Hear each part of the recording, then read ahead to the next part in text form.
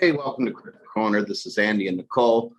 Just wanted to compare a few notes from back in the last bull run. What 217 there about. As you come to understand Bitcoin and its inner workings of mining and rewards, know that the halving reduced the rewards for the miners down to 900 coins a day. So we look at I'd like to look at what assets performed well the last bull run and why, and what coins do I think will perform during this current bull run that we're in. And I've got to look at, I always follow the money and I think, okay, where were we and where are we now? And why is it so much more advantageous now? I get the question all the time, Andy, did I miss the boat in Bitcoin? And the answer is, always unequivocally no. We're just getting started quantifying the numbers of, total money supply. You look at $4.3 trillion that's moved on a daily basis. And if you took all of cryptocurrency and you divided that into the number, the numbers are astronomically low as far as monetary velocity on a daily basis. I'm going to guess it's somewhere between 0.5% and 1% market penetration, meaning of all the money moved on a daily basis. It's still relatively naive or very young asset, cryptocurrency as a whole. You got to remember the very first 5 years of cryptocurrency was, the first couple of years was kind of a fun game. Second was all about technology. It was very hard to buy and sell and mine and create and so on. But fast forward here to 2021, this bull run is going to be a little bit different than the last one, simply because the characteristics or the factors that are driving these values and this incredible adoption into cryptocurrency are, well, the very first one is yield. When you look at all the stimulus money that's just flooding the world, $25 trillion has been printed over in the last, 18 months. So like I said in my last video, a lot of assets are being propped up by fake money. So compared to 4 years ago, we didn't have the consequences of inflation fears that we have right now. Printing money has never solved the problem. It only exacerbates the problem. These elected officials feel that throwing money at a problem is going to eliminate the problem. In essence, it never does. You just kick the can down the road even more. So you have investors, both privately and in an institutional level, that are starving for yield, getting a return on their money. That's why DeFi ranks really high up there with me on coins and the places that I want to be. Because in essence, if you can, remove the middleman, why, of course, things are much nicer. Banks are pulling down billions of dollars quarterly profits, and they don't pay us anything in the bank. So yield's a big one for a lot of huge institutional money, but they want to have a return. So what happens is the Fed and all the stimulus money, we didn't have that 4 years ago. We didn't have an extra $25 trillion of, money floating around, of M1 supply just floating around. So what happens? It funnels its way into Bitcoin, and from Bitcoin, it funnels its way down to cryptocurrencies. And you can see that from the numbers that you extract from 4 years ago. It's just like anything. You have, the accumulation, just like any cyclical event. Here they call them stuff, a little bit different. You've got a bear market and then something that goes neutral where, the values are consistent. They are, they move horizontally, not vertically up or down. And then you have a bull run like what we're in right now. You've got a lot of energy, you got a lot of momentum, upward trends, new customer acquisitions, new wallets are happening every day. So this is different than what we saw in 2014. And big institutional money, federal government's printing money. So you've got this mass amount of cash flow coming into cryptocurrencies that's fueling this this asset. And that can be good and that can be bad. But no, behind the scenes, it's all about money and decentralized financing, getting yield. Those are some of the drivers that we have now that, shoot, we didn't have have that 4 years ago. It was still somewhat complicated.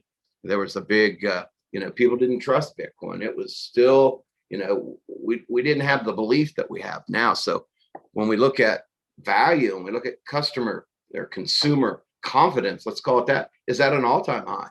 There's rating agencies and people that track the number of ads and how many times was Bitcoin mentioned in social media, for example.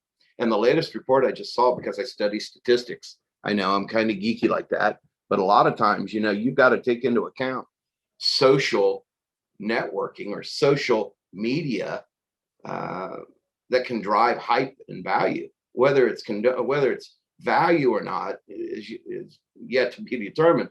But when a social media or a quote or by somebody famous or Hollywood or big announcement by a bank that moves these markets, you got to be aware of that thing. So now we've got, non-fungible tokens, and everybody and their brothers jumping on those. So my point is, we've got institutional money, we've got government money, we've got personal money, and we didn't have it to the extremes that we did 4 years ago. So, and then you throw in, it's a hell of a lot more easy to go and acquire Bitcoin or Ethereum or any other altcoin for that matter than it was 7-8 years ago when I started. I mean, there was Mt. Gox and that got hacked. People were scared to death. And it was still in that infancy stage where everybody thought, oh, this is just, this will never be a store of value. So now we've got Bitcoin as a store of value, and we've got Ethereum that I absolutely love. I love Bitcoin for a store of value. It makes up 25% of my portfolio. And now we've moved a lot of that money into Ethereum because it runs on dApps and decentralized finance. And I look at Ethereum right now as a little more mature asset than it was 4 years ago. You got to remember, this thing was it hadn't been around that long. It takes time for the customer acquisition to turn into a upward trend. It takes time to penetrate new markets. Look at every payment system in the world. Visa, MasterCard, all of them. It took decades for them to go get a lion's portion of the business. So some of these coins just need a little more seasoning, but that's where the profit potential is. You want to find one that's been around long enough, that's doing some good business, that has got a good base of customers, that is a little older asset now, a little more mature, that's primed to 25-fold what Bitcoin will be. So when I look at the top 10 coins and coins that I like for different reasons, of course I like Chainlink or Link, because it's the fuel for DeFi, decentralized apps. It's great with data, financial data. So I absolutely love that. So we're seeing a lot of hype. We're seeing a lot of attention. I mean, even financial planners that I hear on the radio when I go to Tim Hortons and I have my coffee, these are, strict, very boring financial planners. There isn't a week that goes by now that they don't mention Bitcoin. And the biggest one here in Ohio just did a full-blown analysis on Bitcoin. And there's probably 25% of it that I didn't agree with, but that's okay. So like I said yesterday, institutional money is fine as long as it doesn't hurt the ecosystem. Anytime you have too many, or I guess what's the best way to put this? Whenever you have too many people that own a majority of any asset, it can be dangerous because they have dominance. Just like we talked about Bitcoin losing dominance to altcoins. Well, that's, if you look back 2015 to 2017, what made the big gains? What outperformed Bitcoin? And I look at Ethereum, and Ethereum right now, their market cap doubled this year, twice as fast as Bitcoin. They do what was it, 4 or 5 transactions? They're 4 times what Bitcoin does. So you have Bitcoin store of value, then you have Ethereum that is value based on transaction or utility. So those are 2 great ones. I told you Chainlink I absolutely love. I love Stellar. And at the beginning of the year we got Cardano. And those for the best positions to to have before, this hyperbolic run that we're going to go on, and that'll, signal, the top. And some of these coins, even if you have blow off top, you're still going to make more money in these younger assets than you are Bitcoin, because Bitcoin becomes transient. They come in at Bitcoin because everybody's driven by that lottery mentality. They want to go in and buy a coin for 0.0005 Satoshi and, get a million of them in the hopes the thing gets to $1 million 2 years from now. Well, that's spinning the dice. What you really want to look at are, what are the companies and the coins right now that are primed, that are somewhat still young as far as tenure, but have a great monetary velocity, a daily basis, have a huge market cap. What's different now than before was, back in the day, you were limited to exchanges. There were certain countries you couldn't even get Bitcoin because there was no place to exchange it. Now we've got what? 300 or 400 major exchanges around the world. So customer experience, customer satisfaction, customer acquisition, the more exchanges you have, the more people you can service. So we didn't have these things 4 years ago. So I think when we see this incredible parabolic jump that we're going to see here later on in the summer into the fall, will be like nothing we've ever seen. And the good thing about it is 4 years from now, it'll all start back over again. And it will be the biggest moneymaker of all, because between now and then, this will be commonplace. Everybody and the brother, so many Fortune 500 companies. Oh, that's another thing why this booms better than 4 years ago. Think of all the Fortune 500 companies. I mean, the list is on and on and on and on and on.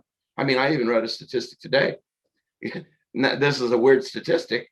Through seizure and other different things, did you know that the FBI owns about 1.5% of all the Bitcoin? Think about that. I don't know if that's good or bad, but it was just a shocking statistic that I was like, oh, wow. Okay. So what else is different now and then? Oh, well, today I just read a headline that, Bitcoin mining is at an all-time high. It's first time it's profitable now, what, in 2 years, 3 years? It's more profitable, but there's also more miners, but now it's profitable. So those 900 coins that are up for grabs every day, you have serious competition between lots of miners, and some miners come back online here very shortly in China. About 25% of the hash power or hash rate was lost to a coal mining accident in China a while back, that they're just now coming back online. So competition is going to heat up. And if you want one of those 900 coins, good luck.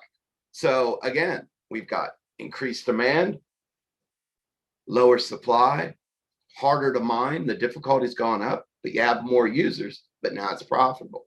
I think that's like a net break even. But there's so much more money and synergy and energy in this market now than there was in 2014, because it was just a peripheral. Even the boom back then, most people didn't believe it. But now that you're starting to see, Canada's got ETFs. They're doing quite well.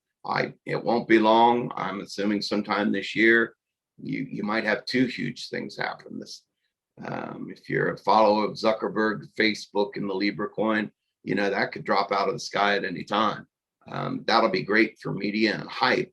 I'm still torn on whether I want to sacrifice my morals and ethics and buy Libra coin to make some money. It's kind of like, I don't agree with Facebook, Zuckerberg, their laws, their invasion of our privacy, the selling of our data. I don't think I could support something like that. But hey, if you're just basing this off of linear and hey, greed, let's go make some money, maybe there's an opportunity for you. I'm talking about value as a whole in the ecosystem of cryptocurrency. You get a major social platform like Bitcoin that's going to, there's an ad on Bitcoin, every 3 seconds. If Facebook comes into the game, you can bet there'll be one every 1 second.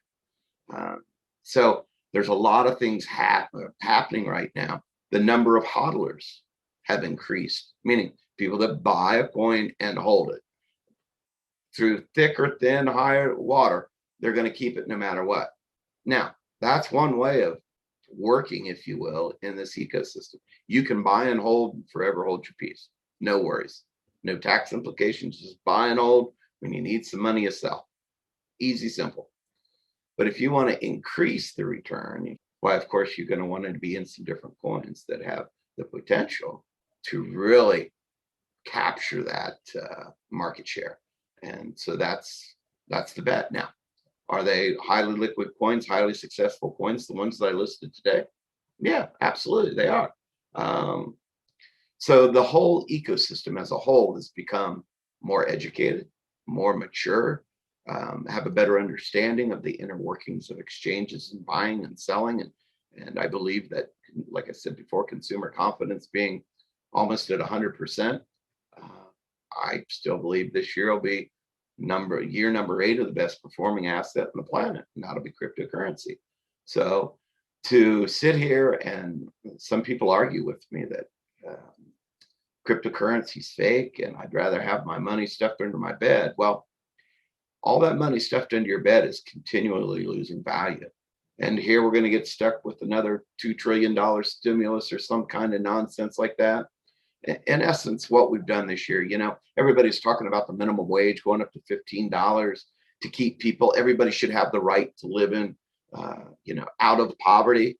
Well, the simple solution to that is quit printing all the damn money. It's not the end user of the individual's fault that his wage can't provide for him and his family. It's because you keep printing more and more money, and it's declining in value at such a rate that it doesn't matter what because everything just got more expensive.